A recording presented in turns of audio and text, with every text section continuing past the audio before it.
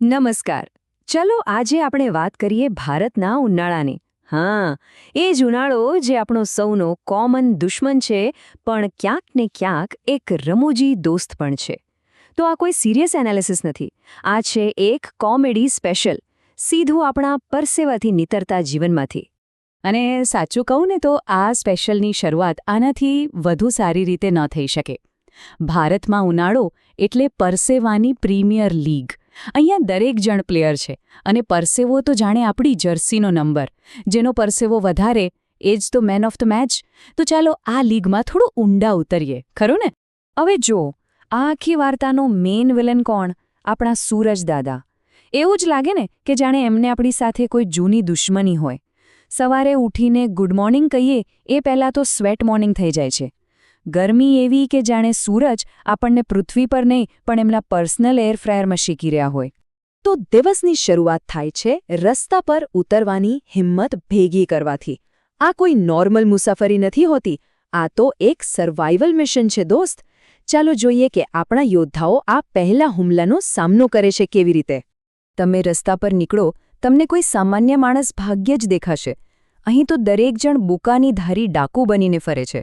મોઢા પર દુપટ્ટો કે રૂમાલ, માથે ટોપી, આંખે ગોગલ્સ. એમને જોઈને લાગે કે ભાઈ, આ લોકો ઓફિસ જાય છે કે પછી કોઈ બેંક લૂંટવા નીકળ્યા છે. સારું, સવારના હુમલામાંથી જેમ તેમ બચીને ઘરે પહોંચો. પછી શરૂ થાય છે અસલી યુદ્ધ. બપોરની ગરમી એટલે ઘરમાં રહીને જીવ બચાવવાનું ઓપરેશન રેસ્ક્યુ. હવે જોઈએ કે ઘરની 4 દિવાલોની અંદર કેવા કેવા ખેલ થાય છે. હા, આ એક એવી ઓલિમ્પિક્સ છે જેમાં આખો પરિવાર ભાગ લે છે. અને ઇવેન્ટનું નામ ઠંડી જગ્યા શોધો. કોઈ હમણાં જ પોતા મારેલી ભીની ટાઇલ્સ પર આળોટતું હોય, તો કોઈ કૂલરની સામે એવી રીતે બેઠો હોય જાણે હિમાલયમાં તપસ્યા કરતો હોય. અને ગોલ્ડ મેડલ તો એ જીતે જે વિચારે કાશ ફ્રિજમાં બેસી શકાતું હોત.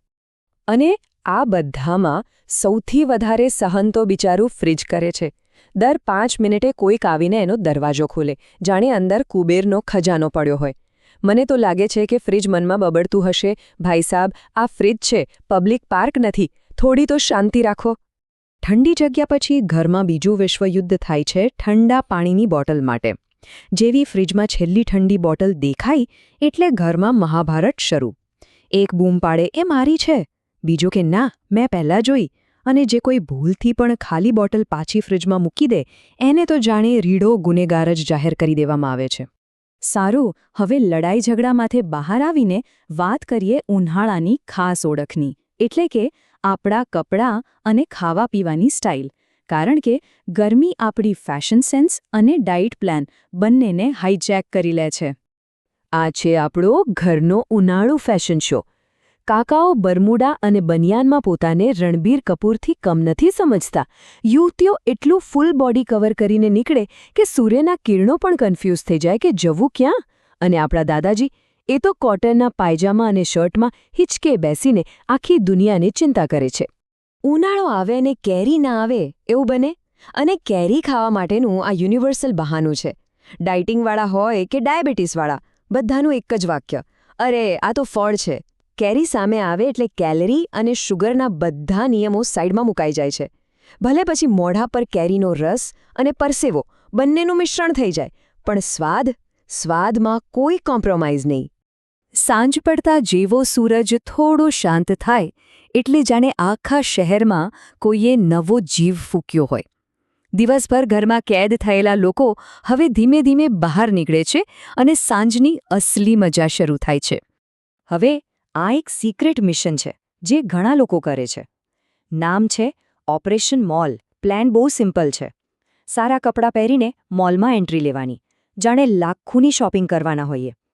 પછી કલાકો સુધી બારીકાઈથી બધું જોવાનું, ભાવતાલ પૂછવાના, મફતની એસીની હવા ખાવાની અને છેલ્લે ખાલી હાથે પાછા. Mission successful. ગરમીથી બચવાની રીતોમાં પણ શહેર અને ગામડાનો ફર્ક સાફ દેખાય છે. શહેરના લોકો મોલના એસીમાં શાંતિ શોધે છે, તો ગામડાના દાદા માથે ભીનું પોતું મૂકીને વડલા નીચે જ જલસો કરે છે.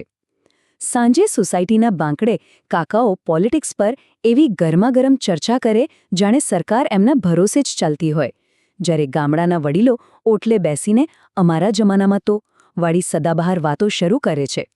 આ ગરમી ખાલી આપણને જ નથી નડતી. બિચારા પશુ પક્ષીઓ પણ હેરાન થાય છે. કૂતરાઓ કોઈ પણ ગાડી નીચે છાંયો શોધીને જીભ બહાર કાઢીને પડ્યા હોય. ગાયો તો ઝાડ નીચે એવા આરામથી બેઠી હોય જાણે છાયાસન કરતી હોય. અને પંખીડા એ તો બપોરે ક્યાં ગાયબ થઈ જાય છે ખબર જ નથી પડતી. અને હવે આવે છે ઉનાળાના દિવસનો સૌથી યાદગાર અને અંતિમ પડાવ. દિવસભર ગરમીમાં શેકાયા પછી રાત્રે રાહત મેળવવાનો બેસ્ટ ઉપાય એટલે કે અગાસી પરનું યુદ્ધ. આ એક એવી પરંપરા છે જે આજે પણ ઘણા ઘરોમાં જીવન છે. ઘરમાંથી ગાદલા, ઓશિકા, ચાદરો બધું ઉપાડીને આખો પરિવાર છત પર પહોંચી જાય છે. આ ખાલી ઊંઘ નથી, આ તો એક ફેમિલી કેમ્પિંગ છે, ખુલ્લા આકાશ નીચે, જ્યાં વડીલોની જૂની વાર્તાઓનો ખજાનો ખુલે છે. પણ જેવી આપણે શાંતિથી સૂવાની કોશિશ કરીએ ત્યાં જ મચ્છરોની આખી ફોજ હુમલો કરે છે. એમના માટે તો આ એક ગ્રાન્ડ પાર્ટી છે, ઓપન બુફે. પછી આખી રાત ઊંઘ ઓછી અને થપ્પડબાજી વધારે થાય છે. એક પોતાને મારે, બીજો બાજુવાળાને. આ મચ્છરો સાથેની લડાઈની વચ્ચે જ્યારે અચાનક મધરાતે ઠંડા પવનની એક લહેર આવે છે, આહા, એ ક્ષણનો જે અનુભવ છે ને એ અદ્ભુત છે. એવું લાગે કે જાણે કુદરતે આપણા માટે ફ્રીમાં એસી ચાલુ કરી દીધું હોય. બસ એ 5 મિનિટની ઠંડક આખા દિવસની ગરમી ભૂલાવી દે છે. તો આખા ઉનાળાનું જો બેલેન્સ શીટ કાઢીએ તો કંઈક આવું બને. પરસેવો અને લાઇટ બિલ બંનેનો ખર્ચો વધે છે, પણ સામે પરિવાર સાથેની મજા અને હાસ્યની કમાણી પણ થાય છે. અને સાચું કહું તો આ જ કમાણી ગરમીને સહન કરવા જેવી બનાવે છે. અને અંતે એક સવાલ જે કદાચ આપણા સૌના મનમાં રમતો હોય છે. શું એવું નથી લાગતું કે આપણા દેશમાં 15 દિવસ શિયાળો અને 15 દિવસ વરસાદ આવે છે અને બાકીના 11 મહિના તો બસ ઉનાળો જ ચાલે છે? જરા વિચારજો. ફરી મળીશું.